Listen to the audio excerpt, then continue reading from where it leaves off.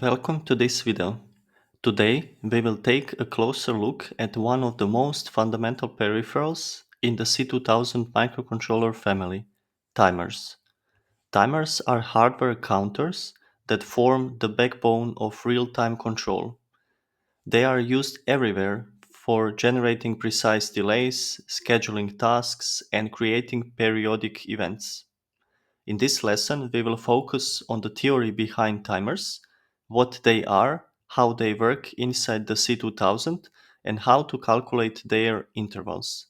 Later on in my full C2000 Basic course, we will take this knowledge into practice with real demos in Code Composer Studio. So let's get started with the basics of timers. So, what is a timer? At its core, a timer is simply a hardware counter inside the microcontroller.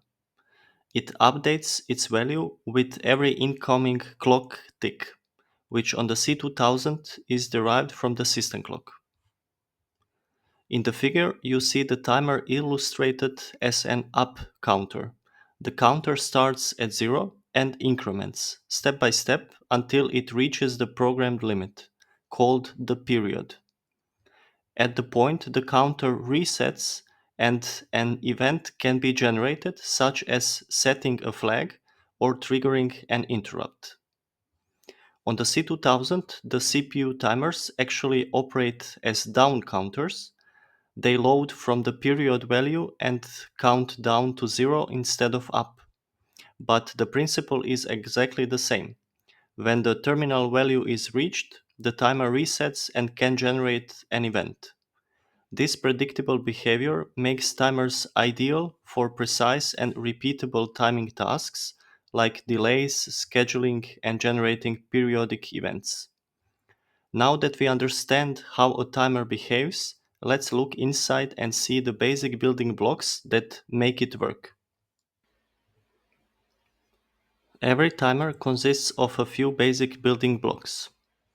Here we see a simplified block diagram of a C2000 timer. The first block is the counter, which stores the current count value. Next is the prescaler or divider, which divides the system clock so we can slow down the timer clock without changing the main system clock. Then we have a period register, which defines when the counter resets or rolls over. And finally, there is the interrupt flag, which is set whenever the counter reaches the terminal value, so the CPU can be notified throughout an interrupt. Here you see two examples side by side. On the left, the divider is set to 1, so the counter increments on every system clock tick. On the right, the divider is set to 2, which means the counter only increments on every second system clock pulse. The timer period is calculated as shown here. By adjusting the prescaler, we can easily control how fast the timer counts and therefore how long it takes to reach the period value. So far we have seen what makes up a timer. Let's now see the different ways it can operate.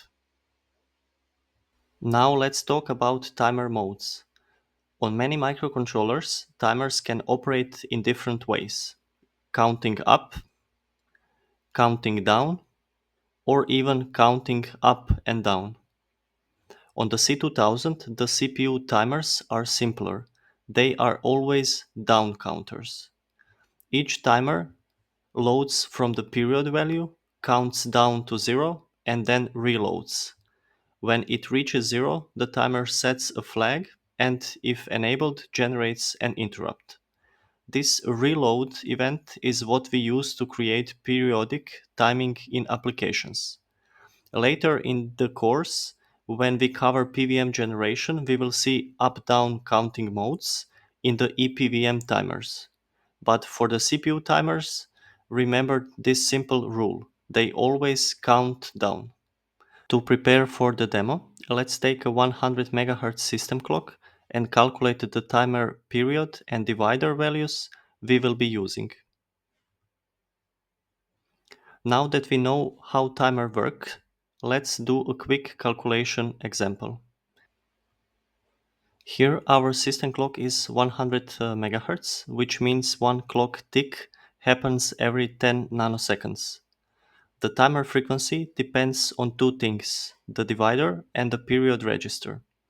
In the table you see a few examples.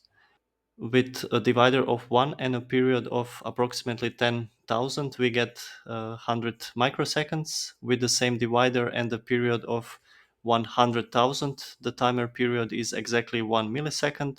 And with a divider of 8 and a period of 125 thousandths, the timer period comes out to 10 milliseconds.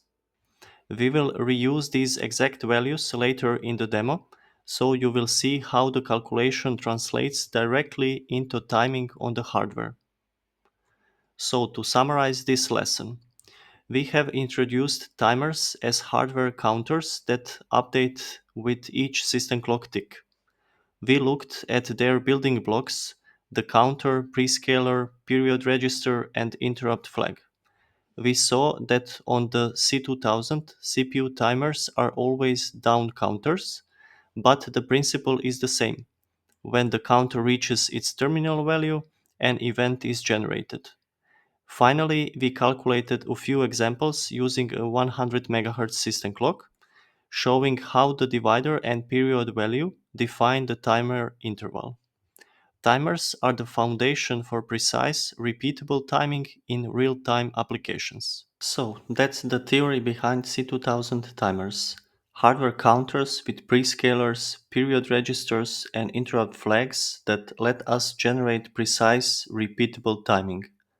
In my upcoming C2000 Basic course, we will take this further, configure timers step by step in Code Composer Studio, writing the code, and testing it on real hardware. The course launches in about a month, and if you enroll in advance, you can get 50% off right now. You can also register on my website to stay updated and receive additional discounts. In fact, the first 10 people to register will get an extra early bird discount. You will find the link in the description. And of course, don't forget to subscribe here on YouTube for more C2000 tutorials and updates. Thanks for watching and see you in the next video.